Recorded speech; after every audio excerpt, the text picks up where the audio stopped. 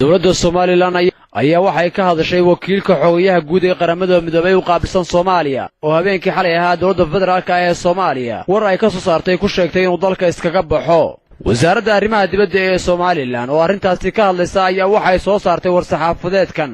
dowladda Soomaaliland iyadoo tixgelinaysa iskaashiga iyo taageerada dhanka horumarka iyo bini'aadamnimada ee ka dhaxeeya Soomaaliland iyo jamciyadda qurumaha ka dhaxaysa waxay ku wargelinaysaa xogayaha guud ee qaramada midoobay in go'aankaasi aanu khuseyn Soomaaliland isla markaana ay dowladda Soomaaliland si buuxda ula shaqaynayso jamciyadda qurumaha ka dhaxaysa iyo laamaheeda kala duwan. Soomaaliland waxay ku bogaadinaysaa wakiilka xogayaha guud ee qaramada midoobay mudane Nicholas Haysom inuu muddadii uu joogay xafiiska uu dadaal xoog leh u galay nabadaynta Soomaaliya dhexdeeda iyo xal u raadinta khilaafka Soomaaliland iyo Soomaaliya. ugu dambeyn dowladda Soomaaliland waxay aaminsan tahay in go'aanka ka dhanka ah wakiilka xogayaha guud ee qaramada midoobay uu ka xeel dheer yahay waxa lagu sababeeyay isla markaana uu ka dhalan karo cawaaqib xumo mustaqbalka ah.